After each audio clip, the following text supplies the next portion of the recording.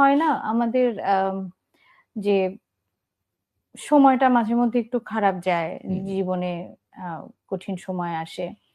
আমাদের মনে হয় তখন যে আর তো সম্ভব না। আর কিছু হবে না, আর এখন কিছু শেষ হবে হয়ে না। গেল। হ্যাঁ, এবং আমি অনেক চেষ্টা করেছি সামনের দিকে এগিয়ে যাওয়ার, কিন্তু আসলে সব চেষ্টাতে আমি বিফল হয়েছি। আম আপনার জীবনে এরকম কখনো হয়েছে কিনা? আমরা যতটুকু বাইরে থেকে জানি সাধারণ মানুষ মেডিকেলের পড়া ভীষণ কঠিন।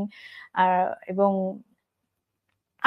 আসলেই কঠিন। নইলে আমাদের হ্যাঁ, ভেতরে এত আসলে কঠিন। কঠিন বিষয়গুলো আপনারা সুন্দর প্রেসক্রিপশন দিয়ে সারিয়ে দেন, ওষুধ দিয়ে সারিয়ে দেন। নিশ্চয়ই কঠিন। এরকম কখনো মনে হয়েছে কিনা যে ভর্তি তো হলাম, পড়াশোনা করছি, এতদূর পর্যন্ত এসেছি, আর পারছি না? আমার মেডিকেলে 5th ইয়ার পর্যন্ত এরকম মনে হয় নাই। এজ এ রেগুলার ছিলাম, সমস্যা হয় নাই।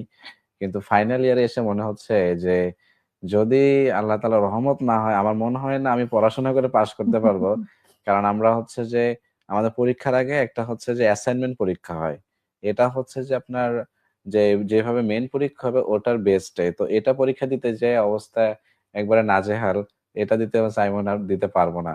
তো এটা দেওয়াতে যখন এটাতে পাস করে গেছি তখন মনের মধ্যে সাহস চলে আসছে। এরকম হইছে আমার এক ফ্রেন্ড সকালবেলা একসাথে, ও যখন সকালে তো নাস্তা করে যেতে হবে পরীক্ষার আগে। ও নাস্তা মুখে দিচ্ছে আর বমি হয়ে যাচ্ছে। মানে মুখে আর কিছু টেনশনে। যাচ্ছে না টেনশনে। রাত ২টায় ঘুমাইছে, আবার ৫টায় উঠছে। মানে কোনো খাওয়ার মতো অবস্থা নেই। আমি বলছি খাওয়া লাগবে না। আমরা হচ্ছে বিস্কুট রাখছিলাম। আবার হচ্ছে যে ক্যান্ডি রাখছিলাম যেখানে গ্লুকোজ সাপ্লিমেন্ট বেশি থাকে। হুম, হুম। এই যে এটা দিয়ে চলো আল্লাহ ভরসা খাইতে হবে না। কারণ খেলেই সব রিফ্লেক্স হয়ে যাচ্ছে। হ্যাঁ? তো ওই সময়টা হচ্ছে যে জীবনের আ এমবিবিএস লাইফের সবচেয়ে কঠিন সময় ফাইনাল পথটা। কারণ ওইটাতে যদি আমি ফেল হয়ে যাই, আমার সাথে যারা থাকবে তারা সব ডাক্তার হয়ে যাবে। আর আমি ৬ মাস পিছিয়ে চলে যাবো। এই একটা টেনশন কাজ করতো। আমি যদি একটু ফেল হয়ে যাই তাহলে আমি ৬ মাস পিছিয়ে চলে যাবো। আমার বন্ধুরা ডাক্তার হয়ে যাবে, আমি তখন স্টুডেন্ট। তখন ওই সময় বেশি টেনশন সবচেয়ে কাজ করছে বেশি।